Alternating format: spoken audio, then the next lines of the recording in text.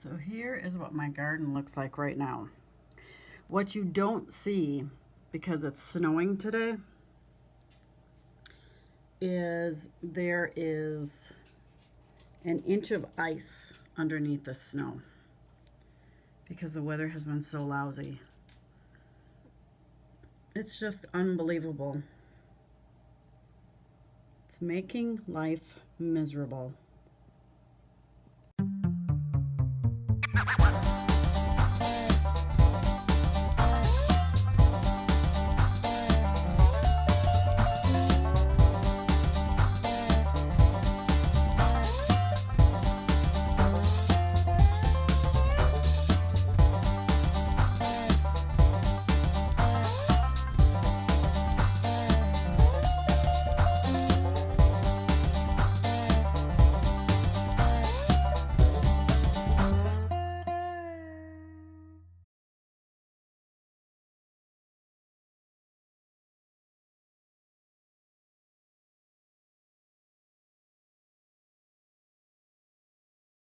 So I'm getting ready for the 2019 gardening season. I get out all my seeds. And then I go through the Baker Creek catalog, usually Pine Tree. Pine Tree had a sale, 20% off, not that long ago. And I pick out, what catches my eye. Then I look through my seeds and see what I have, see how old they are. And then I go ahead and pick my seeds. Now I keep my seeds in these binders. These are, I think these are dividers. I get them at Hobby Lobby. I think they're for like some kind of cards or something like that. But they fit in here really nice. And then I go through and I put what I want for my garden in this container. And I'll go through it several times just to kind of narrow it down. I start with, in a perfect world, I would like to grow this. But then as I go through and I'm going to start figuring out spacing and everything, I will take some things out. So I've got a bunch of new seeds that I want to try, and we'll be able to follow me with the growing of whatever I end up with. We're going to wait for my clock to finish. Okay. Thank goodness it wasn't noon. And then what I do is I write out, I don't know if you can see this. I write out, I'll start 10 to 12 weeks out. And that puts me, for last frost date, our last frost date here is May 11th. For those of you who are new to my channel, I've got a few new subscribers. I am in southeast Wisconsin, zone 5B, I believe. So I'll write these out. This, I'll start about March 1st. All these tomatoes. I have already started some of my celeries. 8 to 10 weeks out. This is everything that I've got 8 to 10 weeks out. 6 to 8 weeks out. I don't know if I'm going to grow all these or not. These are mostly tomatoes. 4 to 6 weeks out. 2 to 4 weeks out. And then 0 to 2 are things that can be direct sown. That's good English. Or things that you want to start real quickly before. Now, in my area, you do not plant your garden before Memorial Day weekend. You can do things that can take a frost, but we have gotten snow on May 10th. Last year we had snow the last week of April, and the ground was still frozen mid-May. So it's not very hospitable to gardening. So let me show you what I've been doing so far.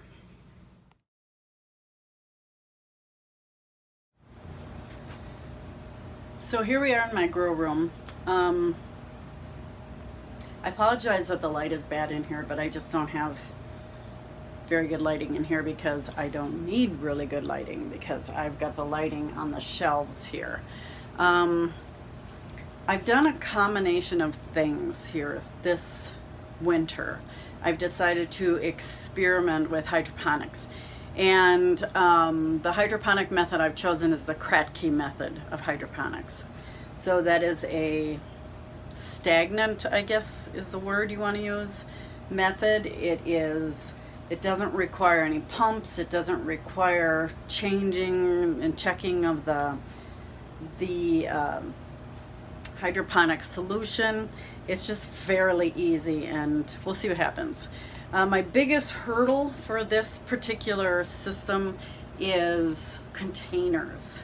I had the hardest time finding opaque containers. So I'll give you a little tour and we can look at what I've figured out kind of so far. So here we go. So I had these containers. I had a couple of them, and in cleaning out some things I was able to free up some space, and these are 7-gallon containers. They hold 6 gallons of water, and they are doing very well for this leaf lettuce that I have in here. Now, I planted this lettuce, I want to say like 3 weeks ago. I didn't write down a date, I should have. And these are under grow lights, the T12 grow light. T12, are these T12? Yeah, T12 grow lights. And they're doing pretty well. They're really starting to leaf out now. So I should be able to start harvesting a little bit of this. This will be a cut and come again type leaf lettuce. And then I found these. I found these at Home Depot. And again, you want something that's opaque. You don't want light to get in here. And these cucumbers I bought from Johnny's Seeds. And I'll put my hand here. You can kind of see how big they are. So I've got the light about 6 inches above them. They're really starting to grow. This one you can see is starting to grab onto things. So I have ordered an LED light that will help with not only with growth but with fruiting, because you have to worry about you have to get plants that don't require pollination. These are is this a, can you see that there? It looks like the beginning of a cucumber. These do not require pollination. They have all female flowers on them. See, the flowers are just starting to come. So I'm going to find a place for these, and they need to be trellised. You know, right now they're climbing into my lights. But these little 3-gallon containers take 2 gallons of water and solution before they come to the bottom of the net pot. Here. You can see they've got quite a good root system on them. And then they don't tend to drink that much water. Not as much as I thought they would drink. So those are the cucumbers. And then I've got, this is the collagen that I drink every day. And I thought, oh, this would be perfect for little plants. I have a basil in here and a tomato, and this tomato, I need to raise this light up a little bit, but he's doing really well. Now yesterday when I put him in here, he was leaning against that stick, and he has straightened himself up. Again, these tomatoes are bred for hydroponic growth, so I've grown tomatoes inside before. And basically what I do when they start flowering, I just go up to them and shake them like that. And that's enough to pollinate them. And I have, under these fluorescent lights, I have been able to get plants that bear fruit. So I'm really looking forward to that. And then this other little container, it's about the size of a shoebox. I found these at Walmart. And I wanted to try this type of container. It is, I think it was about a half a gallon of water that fit in there, So I just happen to have a couple extra lettuce plants I threw in there. The only thing you have to do when you put them in there is make sure that their roots, see this one, is settling in the water. The bottom touches the water because the roots have to be able to touch the water. So, and then over here, these are lemon trees. This one is not doing very well. I don't know what is going on with that. But these are Meyer lemon trees that I grew from some seeds from lemons I got at Trader Joe's. I started them last year and they were abused all summer long. And now that I put them in here, and this is what I call my little greenhouse hospital. So in this container, and this is one of those 7-gallon containers, this is pak choi here, purple pak choi, much slower grower. Basil here, right there, basil, purple basil, which also had a green one in it. It's another basil here. And then 2 more tomatoes. These are Sakura tomatoes. Again, these are hydroponic tomatoes. So they will grow in there. And I'm going to move those to bigger pots as soon as I get my you-know-what together and get them planted out and get my lights. And then over here I've got a spider plant. He was very sickly, so I brought him down here. I've got another one upstairs. And he has been giving me lots of babies. I suppose it's a she if she's giving you babies. So I gotta pot these up and I'll have more spider plants. And then up here, these 2 little guys on the end, these are my dragon fruit plants. Again, they were outside all summer. They were abused. You know, they were in these little tiny cups, but I did manage to save 2 of them. And they really have grown a lot since I've brought them in here. So I have a feeling they're gonna live in here. They seem to really like it. In here, I have some extra plants. This is curly parsley and another little basil plant. So I have to get those in a container. And then these are the only seeds I've started. Hold on a second. So in this one container, I've got these garden berries and these melon pears. Now the garden berries take 6 months to bear fruit, and they're good container plants. So I thought I would start them really early. And then the melon pears take 10 to 21 days to germinate. So I figured I would start those indoors. And if you look in here, I don't know if you can see in here. You see that? This is, I'll open this up. The melon pear has already germinated, and the garden berries are just popping up. Now, that was completely opposite.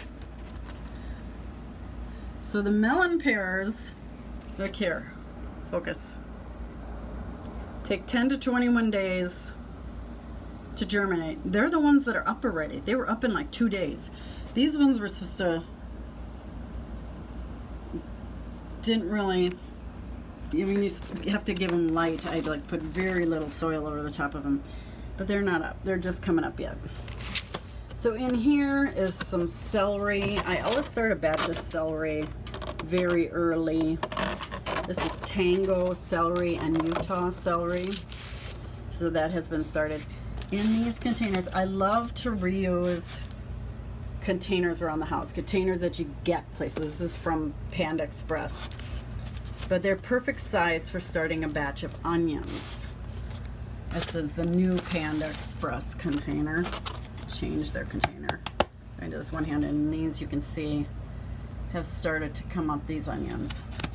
So I have a few onions that I have started. I will start more. So these are the only seeds I've started so far, other than the hydroponic stuff. So for the hydroponic chemicals, there's a bug in here. So for the hydroponic chemicals, I bought this particular brand. You get a green one, a pink one, and a dark red one. Flora Grow, Flora Bloom, and Flora Micro. And you mix those up. There's a mixture on the back of the container that tells you how much to mix per gallon. And based on how much water you put in it, that's how much you put in. Now we have really bad water here. City water here is terrible. It's very chlorinated. So let me show you what I do. So I fill up gallon jugs with water and I let them sit with the tops off. Technically that's supposed to get rid of all the chlorine, but I don't trust it. So I take, this is just one of those little aquarium pumps with an aerator on it, and I'll put it in there and let it bubble away for a day, and then I'll switch out and put another one there, and then I will use them. And that way I know that all the chlorine is out of the water. So I haven't tested the pH of any of this stuff yet. I did get a pH tester, and I haven't done that yet. So I don't know, the people I've been watching on YouTube, they tend to just kind of set it and forget it with this stuff. And so far I haven't really seen anything that would give me pause to say, hey, wait a minute, I'm not doing this right. The only thing I'm noticing is the cucumber leaves are really, really dark green, and the old leaves, like the first big leaves that came up, but the new ones are what I would call the proper color.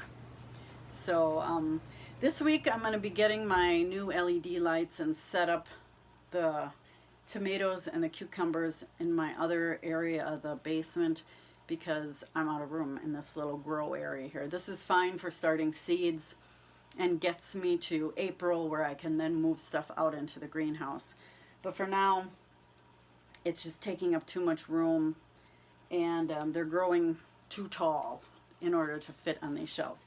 The other problem I have is those 7-gallon containers hold 6 gallons of water, and a gallon of water weighs 8 pounds, so that's 48 pounds in that container. Now that's a lot of weight, so I don't want to be lifting that.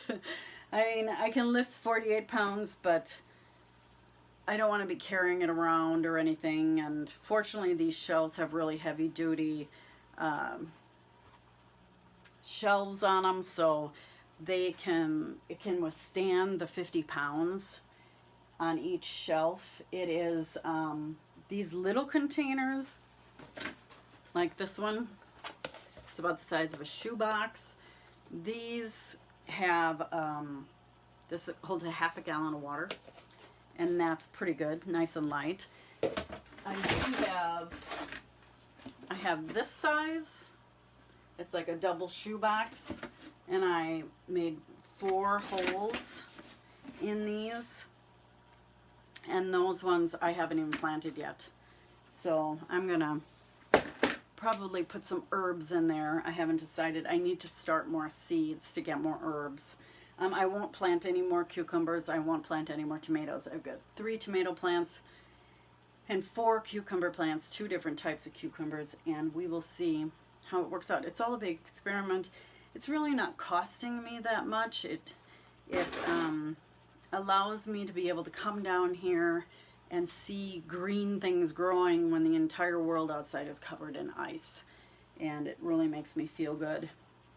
Makes me feel like I'm being productive. So oh well, whatever it takes to get through winter, right?